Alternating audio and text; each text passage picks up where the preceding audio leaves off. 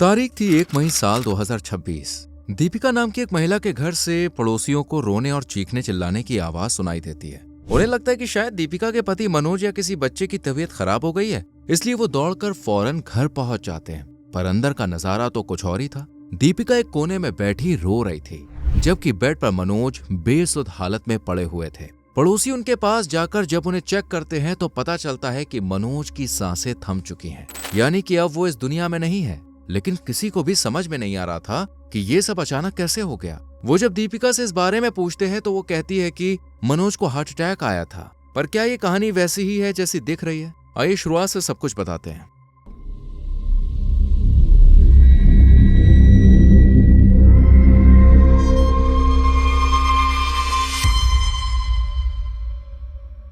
इस case file की शुरुआत होती है कोटा के आरके पुरम थाना क्षेत्र के आवली रोजड़ी इलाके से, जहां मनोज शर्मा नाम का एक शख्स अपने परिवार के साथ रहा करता था। मनोज की उम्र करीब 45 साल के आसपास थी और वो मूल रूप से किशनगढ़ के रहने वाले थे। मनोज आर्मी में क्लर्क की पोजीशन पर काम करते थे और करीब 15 से 16 साल पहले उनकी शादी दीपिका नाम की एक महिला से हो गई थी। ये शादी परिवार की पसंद से हुई थी, जबकि कुछ सोशल मीडिया रिपोर्ट्स में से लव मैरिज भी बताया गया है। खैर, शादी के बाद दीपिका अपने घर से विदा होकर किशनगढ़ आ जाती है, जहां दोनों पति पत्नी पूरे परिवार के साथ अच्छे से रहने लगते हैं। दीपिका आते ही पूरे घर की रिस्पॉन्सिबिलिटी संभाल लेती है और किसी को शिकायत का मौका नहीं देती है। इधर मनोज काम के सिलसिले में अक्सर बाहर ही रहते थे।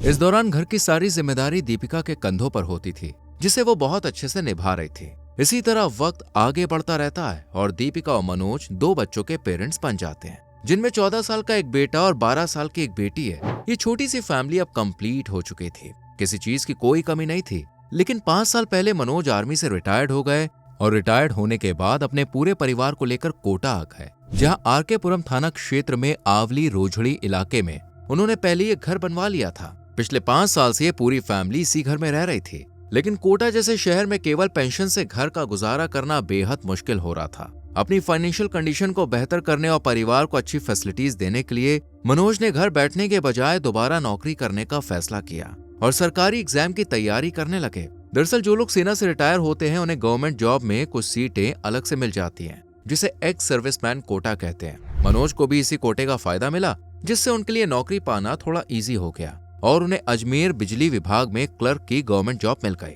अब मनोज के पास 2 जगह से इनकम आने का जरिया बन गया था, एक तो पेंशन और दूसरी नौकरी। हालांकि जॉब लगने के बाद उनकी परेशानी और मेहनत दोनों बढ़ गई, क्योंकि पोस्टिंग अजमेर में हुई थी। इसलिए मनोज अपने परिवार से दूर अजमेर में ही रहा करते थे और पैसे बचाकर हर महीने कोटा अपने परिवार को भेजा करते थे। सिर्फ छुट्टियों और वीकेंड के दौरान ही वो घर पे आते थे। इनकी गैर मौजूदगी में दीपिका पूरे घर को अच्छे से संभालती थी। वो बच्चों की देखभाल करती और घर के कामों को इस तरह से मैनेज करती थी कि आसपास वाले भी उसकी बड़ी तारीफ करते और साथ ही एक फौजी की पत्नी होने की वजह से भी लोग दीपिका का सम्मान करते थे।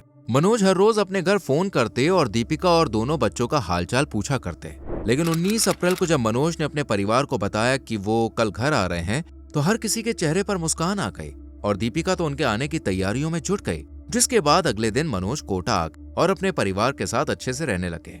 उन्हें आए करीब अब 10 दिन बीत चुके थे, लेकिन 1 मई 2026 को अचानक पड़ोसियों को सुबह के टाइम दीपिका के घर से रोने और चीखने चिल्लाने की आवाजें सुनाई थी, जिसे सुनकर पड़ोसियों को लगा कि शायद मनोज की या फिर किसी बच्चे की तबीयत खराब हो गई है।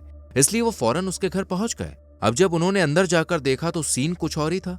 मनोज बेड पर बेसुध पड़े थे और उनकी बॉडी में कोई हलचल नहीं थी, जबकि दीपिका एक कोने में बैठी जोर जोर से रो रही थी और सबको बता रही थी कि मनोज को अचानक हार्ट अटैक आया है, जिस वजह से उनकी जान चली गई है। पड़ोसियों ने जब मनोज को चेक किया तो हाँ, यही पाया कि वो चल बसे हैं। पर उन्हें ये समझ में नहीं आ रहा था कि कल तक तो वो बिल्कुल ठीक थे, ये सब अचानक मतलब कैसे हो गया। थोड़ा सा कंफ्यूजिंग लग रहा था। उधर दीपिका बार बार सिर्फ एक ही बात कह रही थी कि होनी को कौन टाल सकता है, जैसे उसे मानो बस जल्द से जल्द मनोज का अंतिम संस्कार करना है। यहाँ तक कि दीपिका ने मनोज के घर वालों को भी इस बारे में कुछ नहीं बताया और खुद ही अर्थी का सारा सामान मंगवा लिया। वो बस जल्दी से जल्दी मनोज का अंतिम संस्कार करना चाहती थी और उसकी यही बात पड़ोसियों को खटक रही थी। उन्होंने जब देखा दीपिका बिना मनोज के पिता के आए हुए अंतिम संस्कार की तैयारियां कर रही है और घर में कोई दुख का माहौल नहीं है, तो उन्हें कुछ डाउट हुआ। इसके बाद पड़ोसियों ने ही मनोज के पिता बृजमोहन शर्मा को फोन करके बताया कि उनका बेटा चल बसा है और दीपिका अकेले ही बॉडी को शमशान ले जाने की तैयारियों में जुटी है। ये सुनते ही बृजमोहन शर्मा के पैरों तले जमीन खिसक गई। उन्होंने पड़ोसियों से कहा कि जब तक हम कोटा नहीं पहुंच जाते तब तक मनोज की बॉडी को दाह संस्कार के लिए कहीं ले जाने ना दे। इतना कहने के बाद वो 1 मई को ही किशनगढ़ से कोटा के लिए रवाना हो गए। इधर दीपिका 4-5 लोग के साथ बॉडी को शमशान ले जाने की पूरी तैयारियां कर चुकी थी। जब पड़ोसियों ने देखा तो उन्होंने फिर बृजमोहन के पास फोन किया और उन्हें जल्दी से आने को कहा। लेकिन जाहिर सी बात है कि बृजमोहन को आने में टाइम तो लगने वाला था, क्योंकि किशनगढ़ से कोटा की जो दूरी है वो ठीक ठाक है और ये बात पड़ोसियों को भी मालूम थी। इसलिए उन्होंने बड़ी सूझबूझ दिखाई और बॉडी को घर से बाहर ले जाने नहीं दिया। उन्होंने दीपिका की जल्दबाजी पर ब्रेक लगा दिया था। दरअसल जब दीपिका ने अर्थी का सामान मंगा लिया और मोहल्ले के कुछ लोगों को अंतिम संस्कार के लिए बुलाया तो पड़ोसियों ने साफ कह दिया कि जब तक मनोज के पिताजी नहीं आएंगे तब तक बॉडी यहाँ से नहीं जाएगी। इस तरह चुपचाप अंतिम संस्कार करना कानूनन गलत है, पर दीपिका किसी की भी बात मानने को रेडी नहीं थी। लेकिन फिर भी पड़ोसियों ने उसे किसी तरह रोके रखा। कुछ घंटों के बाद जब बृजमोहन अपनी फैमिली के साथ वहां पे पहुंचे तब दीपिका उन्हें देखकर बिल्कुल सन्न रह गई, क्योंकि उसने तो उन्हें बताया ही नहीं था। खैर, बृजमोहन ने अपने बेटे को देखने के लिए जैसे ही उसके चेहरे से कपड़ा हटाया तो उनकी नजर गले पर मौजूद निशान पर पड़ी, जो रस्सी या हाथ से दबाने की वजह से पड़ा था। इसके साथ ही गले के अलावा शरीर के कुछ बाकी हिस्सों पर भी खरोच और चोटों के निशान थे, जो हाथापाई की ओर इशारा कर रहे थे। साथ ही मनोज की नाक और कान के पास भी कुछ ऐसे निशान देखे। हार्ट अटैक के मामले में आमतौर पर देखिए ऐसा होता नहीं है, लेकिन दीपिका का कहना था कि मनोज की जान हार्ट अटैक की वजह से ही गई है। ये जानने के बाद बृजमोहन ने अब पुलिस को कॉल करने का फैसला कर लिया, क्योंकि वो समझ चुके थे कि उनके बेटे की ऐसी जान नहीं गई है, बल्कि साजिश के तहत उसको मारा गया है और मारने वाली कोई और नहीं बल्कि उनकी बहू और मनोज की पत्नी है। इसलिए फौरन ही पुलिस स्टेशन कॉल किया जाता है और पुलिस को सारी बात बता दी जाती है, जिसके बाद पुलिस फौरन ही वहां पहुंच जाती है और सच्चाई का पता लगाने के लिए सबसे पहले बॉडी को पोस्टमार्टम के लिए भेज देती है। साथ ही बृजमोहन और उनके परिवार से पूछताछ करती है, जो अपना शक दीपिका पर जताते हैं। मनोज की छोटी बहन उर्मिला पुलिस को बताती है कि उसके भाई ने परिवार की मर्जी से अरेंज मैरिज की थी। शादी के शुरुआती दिन बहुत ही अच्छे बीते, लेकिन फिर दीपिका ने छोटी छोटी सी बातों पर लड़ना झगड़ना शुरू कर दिया। वो अक्सर मनोज के साथ मारपीट करती थी। महीने भर पहले उन्हें बेल्ट से पीटा था और दोनों के बीच लगातार अनबन चलती रहती थी, जबकि मनोज तो घर में भी नहीं रहता था, बल्कि हफ्ते में सिर्फ सैटरडे और संडे को ही घर आते थे। लेकिन उसके बाद भी दीपिका उन्हें सुकून से रहने नहीं देती थी। यहाँ तक कि उर्मिला ने यह भी बताया कि दीपिका ने मनोज का एटीएम कार्ड भी अपने पास रख लिया था। जब मनोज ने एटीएम वापस मांगा तो दीपिका ने अपने बेटे के साथ मिलकर उनके साथ मारपीट की। ये घटना पड़ोसियों ने भी देखी थी और उन्होंने फोन करके उर्मिला को सब कुछ बता दिया, जिसके बाद उसने अपने एक रिश्तेदार को मनोज के घर भेजा ताकि वो उनकी हालत के बारे में जान सके। रिश्तेदार जब घर में पहुंचा तो उसने वहां पर एक अनजान शख्स को बैठे हुए देखा, जो रिश्तेदार को देखते ही फौरन घर से बाहर निकल गया। इस घटना के करीब 4-5 दिन बाद ही मनोज की तबीयत अचानक बिगड़ गई और उसे कोटा के एक प्राइवेट हॉस्पिटल में भर्ती कराया गया, जहां वो कुछ दिन तक एडमिट रहा और फिर ठीक होने के बाद दोबारा ड्यूटी ज्वाइन कर ले। उर्मिला ने पुलिस से कहा कि उन दोनों के बीच कुछ भी ठीक नहीं चल रहा था। तलाक की नौबत आ चुकी थी, फिर भी वो जबरदस्ती साथ रह रहे थे। इतना ही नहीं, दीपिका ने मनोज के पेरेंट्स और उसकी बहन पर दहेज का झूठा इल्जाम भी लगाया था। इसके बाद पुलिस ने पड़ोसियों से भी पूछताछ की, जिन्होंने पुलिस को बताया कि उन्होंने कई बार एक अनजान शख्स को दीपिका के घर में आते जाते हुए देखा था, जो ज्यादातर मनोज की गैर मौजूदगी में आता है और रात भर यहाँ रुकने के बाद सुबह ही निकल जाता है। ये सुनने के बाद पुलिस के कान खड़े हो गए और उन्हें ये समझते देर नहीं लगी कि उर्मिला जिस अनजान शख्स की बात कर रही थी वो यही था। इतने में पोस्टमार्टम रिपोर्ट भी सामने आ जाती है, जिसमें खुलासा होता है कि मनोज की जान हार्ट अटैक की वजह से नहीं गई है, बल्कि दम घुटने की वजह से गई है। रिपोर्ट में गर्दन पर बाहरी चोट और दबाव के निशान पाए गए, साथ ही बॉडी पर कुछ खरोचों के भी निशान मिले और विसरा जांच में पेट में अल्कोहल मिलने की भी पॉसिबिलिटी जताई गई।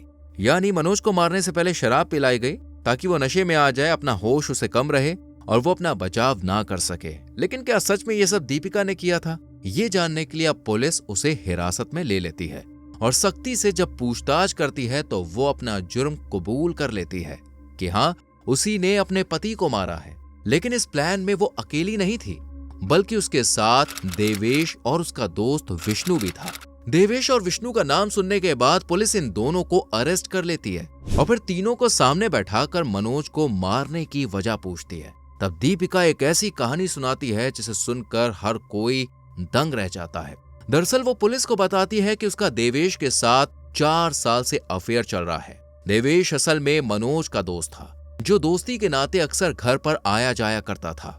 मनोज को कभी भी उस पर किसी तरह का कोई शक नहीं हुआ, बल्कि वो तो देवेश पर बहुत भरोसा करते थे और इसी भरोसे का गलत फायदा उठाया देवेश ने। उसने धीरे धीरे दीपिका से नजदीकियां बढ़ानी शुरू कर दी। जब मनोज अजमेर में ड्यूटी पर होते थे तब उनकी गैर मौजूदगी में देवेश अक्सर घर आता जाता था और दीपिका से मीठी मीठी बातें करता था। देवेश अच्छी तरह से जानता था कि मनोज और दीपिका के बीच अनबन चलती रहती है, दोनों का रिश्ता मजबूत नहीं है, इसलिए उसने इस रिश्ते को तोड़ने का काम किया और दीपिका के दिल में अपने लिए जगह बनानी शुरू कर दी। देखते ही देखते दोनों रिलेशनशिप में आ गए और इस रिश्ते ने सारी हदें पार कर दी। दीपिका अक्सर रात को देवेश को घर बुलाती थी और बच्चों को सुलाने के बाद उसके साथ टाइम स्पेंड करती थी। लेकिन जब मनोज वीकेंड में घर आ जाते थे तो दोनों के लिए मिलना मुश्किल हो जाता था और ये दूरी दीपिका से बर्दाश्त नहीं होती थी। इसलिए जैसे ही मनोज वापस ड्यूटी पर जाते थे, दीपिका फौरन देवेश को बुला लेती थी। दोनों एक दूसरे के प्यार में दीवाने हो चुके थे और इसी तरह करीब 4 साल गुजर गए।